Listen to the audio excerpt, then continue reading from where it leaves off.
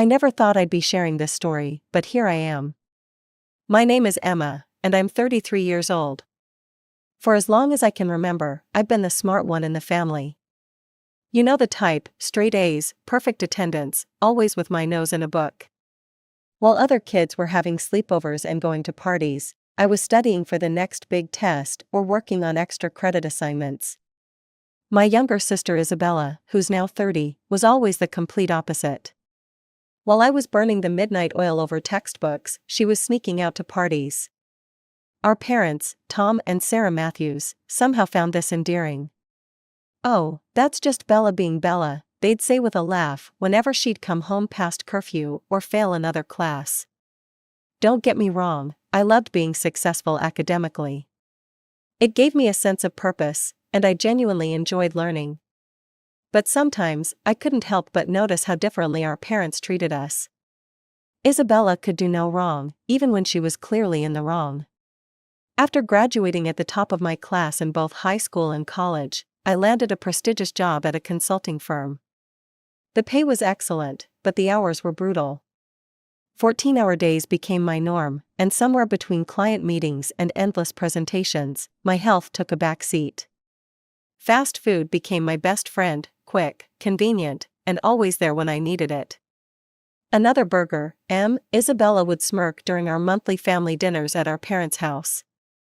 "You know, they say you are what you eat." I'd try to brush it off, but her words stung. What made it worse was watching our parents chuckle along with her. They never once told her to stop, never once considered how their laughter might affect me.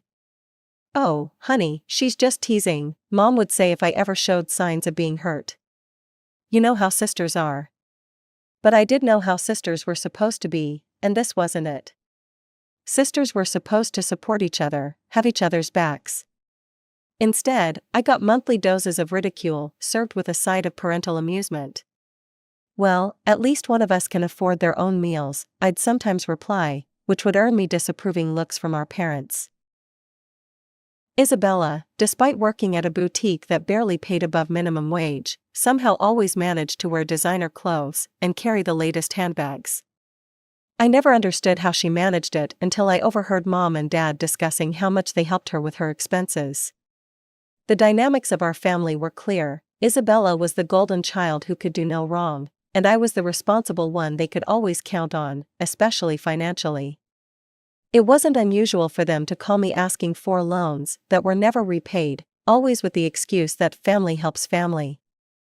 I threw myself even harder into my work, using it as an excuse to skip some of those family dinners. The weight kept creeping up, but I told myself it didn't matter. I was successful, independent, and making more money than most people my age. So what if I couldn't fit into my old clothes anymore?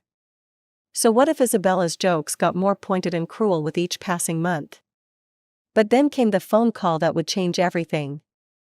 It was a regular Tuesday evening, and I was just settling in with my usual takeout dinner when my phone lit up with Isabella's name. "Emma, oh my God, you'll never believe it," she squealed into the phone. "Jack proposed. I'm getting married in 6 months." My heart did a little flip. Despite everything, she was still my sister, and this was a big moment. "That's wonderful, Bella. Congratulations." "Thanks. And since you're my sister, I want you to help with the planning." "Well, mainly with the expenses. You know, since you're doing so well and all." There it was, the real reason for the call. But I pushed aside my cynicism and tried to focus on the positive. Maybe this would be our chance to finally bond as sisters should. Little did I know that this wedding would become the catalyst for a complete transformation in my life, just not in the way anyone expected. The weeks following Isabella's engagement announcement were a whirlwind of activity, none of which actually involved me. My parents took charge of the planning alongside Isabella, while my role seemed limited to being their personal ATM. Every few days, I'd receive a text with another amount to transfer, always accompanied by vague explanations about necessary expenses. "The venue deposit is due," Mom would say. "And you know your sister can't afford it on her boutique salary." I kept telling myself this was normal, that this was what family did for each other. But the amounts were getting ridiculous, and I was starting to feel like a human piggy bank rather than a sister of the bride. One evening, after transferring yet another substantial sum for what Isabella claimed was essential flower arrangements, I received a text that would change everything. "By the way, you need to lose weight if you want to be at my wedding," Isabella's message read. "I can't have a fat cow standing next to me in the photos. It would ruin everything." I stared at my phone, feeling like I'd been punched in the gut. The words blurred as tears filled my eyes. Just when I thought her cruelty couldn't surprise me anymore, she managed to outdo herself. With shaking hands, I called our parents, hoping they'd finally see how cruel their precious younger daughter was being. I should have known better. "Well, honey," Mom said hesitantly, "Isabella has a point. It is her special day, and the photos will last forever. Maybe this could be the motivation you need to finally do something about your situation." "Your mother's right," Dad chimed in. "We're just concerned about your health, sweetheart. And well, the wedding photos are important." I hung up feeling numb. The betrayal cut deep, not just from Isabella, but from our parents too. They'd always favored her, but this was a new low.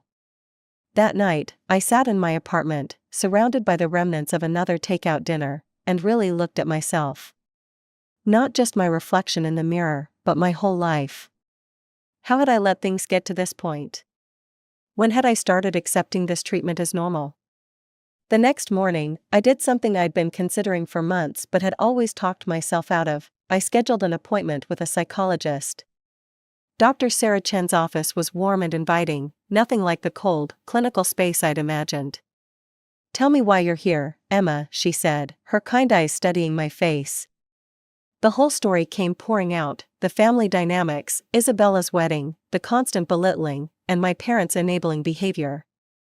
Dr. Chen listened without judgment, occasionally nodding. "What strikes me," she said when I finished, "is that you're framing this entire situation around your sister's wedding and your family's expectations. But Emma, what do you want for yourself?" I sat there, stunned. It was such a simple question, but I realized I'd never really asked myself that before. "I want to be healthy," I finally said. "Not for Isabella's wedding photos, not for my parents' approval, but for me. I want to feel good in my own skin."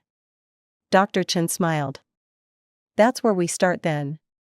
This isn't about your sister's wedding, it's about you taking control of your life. Are you ready for that?" For the first time in years, I felt a spark of hope. "Yes," I said firmly, "I'm ready." Little did I know, this was just the beginning of a journey that would change not just my body, but my entire life. The next few months became a blur of activity, but for once, it wasn't work consuming all my time. I made some radical changes to my schedule, starting with hiring an assistant to help manage my workload. It was an expense I'd been avoiding, but now I realized my health was worth the investment. I found a personal trainer, Michael, who didn't sugarcoat things, but wasn't cruel either. "You're not starting from zero," he told me during our first session. "You've got determination, I can see it in your eyes. We're just going to redirect it from your work to your health." The first few weeks were hell. My body screamed in protest at every workout, and my mind rebelled against the new dietary restrictions. No more convenient takeout meals, everything had to be planned and prepared in advance. "I can't do this," I texted Dr. Chen after a particularly brutal training session. "You can't or you don't want to," she replied. "Remember, Emma, this isn't about your sister anymore. This is about you choosing yourself." Those words became my mantra. Every time I wanted to quit, every time I craved my old comfort foods, I reminded myself, this is about choosing myself. Meanwhile, my family was wrapped up in wedding preparations. Their calls became less frequent, and when they did call, it was usually about money. I started declining their financial requests, citing my new health-related expenses. "What health expenses?" Isabella scoffed during one call. "Jenny Craig isn't that expensive." I didn't bother explaining about the trainer, the nutritionist, or the therapy sessions. They didn't deserve to know about my journey. This was mine. As weeks turned into months, the changes became noticeable. My clothes started feeling looser, my energy level soared, and for the first time in years, I actually looked forward to my reflection in the mirror. But the biggest change wasn't physical, it was mental.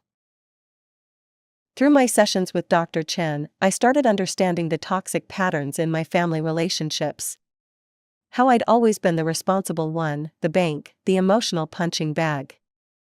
How I'd accepted their treatment because I thought that's what family meant.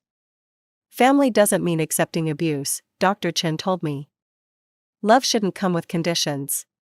5 months into my transformation, I barely recognized myself. The physical changes were dramatic. I'd lost a significant amount of weight, toned up, and even changed my hairstyle and wardrobe. But the mental changes were even more profound. I stood straighter, spoke more confidently, and most importantly, I'd learned to set boundaries. Then came the invitation to a family dinner at my parents' house. It would be the first time they'd see me in months. I stood in front of my closet, considering what to wear, when my phone buzzed with a text from Isabella. "Mom says you're coming to dinner tomorrow. Try not to embarrass yourself by wearing something too tight. We all know how you look in fitted clothes." I smiled at the phone, something I wouldn't have done months ago. Then I reached for my newest purchase, a fitted black dress that hugged every new curve. It was time to show my family the new Emma, whether they were ready for it or not. The sound of my heels clicking against the sidewalk leading to my parents' house felt different that evening. Each step was purposeful, confident. I'd spent extra time on my appearance, my new hairstyle was perfectly styled, my makeup subtle but flattering, and my black dress fit like a glove. I rang the doorbell, my heart pounding but my spine straight. Mom opened the door, and for a moment, she just stared, her mouth slightly open. Behind her, I could see Isabella frozen in the doorway to the dining room, her face a mix of shock and something else. Was that anger? "Emma," Mom finally managed. Is that really you?" I stepped inside, enjoying the dramatic effect of my entrance more than I probably should have. "Hi, Mom, yes, it's really me." Dad appeared from the living room, doing a double take when he saw me. The silence was deafening. No one commented on how good I looked, how healthy I appeared, or congratulated me on my obvious hard work. Instead, Isabella's eyes narrowed, and she turned on her heel, stalking back to the dining room. The tension during dinner was thick enough to cut with a knife. I served myself a modest portion of salad and grilled chicken, ignoring the pasta and bread that would have been my go-to choices months ago. "On another diet, Emma," Isabella finally spoke, her voice dripping with sarcasm. "How long do you think this one will last?" I took a small bite of my salad, chewed carefully, and swallowed before responding. "It's not a diet, Isabella. It's a lifestyle change." "Right," she snorted, stabbing at her plate with her fork. The sound of metal scraping against china made me wince. Mom and Dad remained unusually quiet, picking at their food and exchanging worried glances. The rest of the dinner passed in uncomfortable silence, broken only by the increasingly aggressive sound of Isabella's fork against her plate. I left early, citing work commitments the next day. As I drove home, I felt lighter, and not just physically. I'd survived dinner without falling into old patterns, no apologizing for my success, no shrinking to make others comfortable. The next morning, my phone rang while I was getting ready for work. It was Isabella. "You're not coming to my wedding," she spat without preamble. I sat down at my vanity, staring at my reflection. "Excuse me?" "You heard me, you're not invited anymore. You'll ruin everything." "How exactly would I ruin your wedding, Isabella?" I kept my voice calm, even as my hand gripped the phone tighter. "Don't play dumb. Everyone who knows you, they'll be staring at you instead of me. They'll be talking about your stupid weight loss instead of my special day. You did this on purpose, didn't you? You couldn't stand that for once, something was about me instead of you." I listened to her rant, feeling a strange sense of calm. This was exactly what Dr. Chen had warned me about, how some people in our lives resist when we make positive changes. "Isabella," I cut in when she paused for breath, this had nothing to do with you or your wedding. I did this for myself. Oh, please. You've never done anything for yourself, you've always been too busy being perfect at everything else. The irony of her statement wasn't lost on me. Before I could respond, she hung up. I immediately drove to my parents' house, hoping they'd see reason. They were my parents, after all. Surely, they'd understand how ridiculous this was. I was wrong. Your sister has a point, Emma, Mom said, wringing her hands as we sat in their living room. This is her special day, and well, you have to admit, your transformation is quite distracting. I stared at her, wondering if I'd heard correctly. Distracting? I got healthy, Mom. How is that a problem? Don't be naive, Dad chimed in, his voice stern. You know exactly what you're doing. This whole change, it's just another way for you to outshine your sister, isn't it? What? Oh, please, Mom's voice turned sharp. You'll probably try to find yourself a husband at the wedding, or worse, try to steal Jack's attention from Isabella. I felt like I'd stepped into some bizarre alternate reality. Are you seriously suggesting I lost weight and got healthy to steal my sister's fiancé? Well, why else would you do it right before her wedding? Mom demanded. I stood up, my hands shaking. Maybe, just maybe, I did it for myself. But you wouldn't understand that, would you? Because in this family, everything has to be about Isabella. Now, Emma, Dad's voice took on that patronizing tone I'd grown to hate. Don't be dramatic. We just need you to send your wedding gift through us, and perhaps it's best if you stay away from the wedding. For everyone's sake. That was it, the final straw. Years of favoritism, manipulation, and emotional abuse crystallized in that moment into perfect clarity. My wedding gift? I laughed, but there was no humor in it. You mean the thousands of dollars I've already spent on this wedding? The money you've been demanding from me for months? That gift? Emma, Mom started, but I cut her off. No, I'm done being your ATM, I'm done being Isabella's punching bag. I'm done with all of it. I walked out of their house without looking back, my head held high. As I drove home, a plan formed in my mind. It was time to tell my story. That evening, I sat at my computer and began typing. I detailed everything, the years of emotional abuse, the financial exploitation, the wedding drama. I included screenshots of Isabella's cruel messages, the texts demanding money, and her final wedding invitation. Before hitting post, I took a deep breath. This wasn't about revenge, it was about finally speaking my truth. I wasn't prepared for what happened next. Within an hour of sharing my story, my phone started buzzing nonstop with notifications. Comments, shares, and messages began flooding in. At first, I was scared to look, but when I finally did, I was overwhelmed by the support. Your sister sounds toxic, one comment read. You're better off without her. I went through something similar with my family, another person shared. Standing up for yourself is the hardest, but most important thing you can do. Then came Isabella's comment, dripping with her usual sarcasm. Nice creative writing, sis. Always trying to make yourself the victim. Those messages are obviously fake, and you're just jealous of my happiness. Her friends quickly jumped to her defense, calling me attention-seeking and pathetic. Some even claimed I'd doctored the screenshots. But for every negative comment, there were dozens of supportive ones. I logged off social media, needing space to process everything. Work became my sanctuary, spreadsheets and client meetings were far simpler than family drama. But when I finally checked my accounts again days later, I was stunned. The story had gone viral. Thousands of people had shared it, and my inbox was overflowing with messages of support. Thank you for sharing this, one message read. Your story gave me the courage to stand up to my own toxic family. The story kept spreading, with people eagerly following the saga and offering words of encouragement. My follower count skyrocketed, but that wasn't what mattered. What touched me was how many people related to my experience, how many had dealt with similar family dynamics. Then the calls from Isabella started. I ignored Isabella's calls for days, but she wouldn't give up.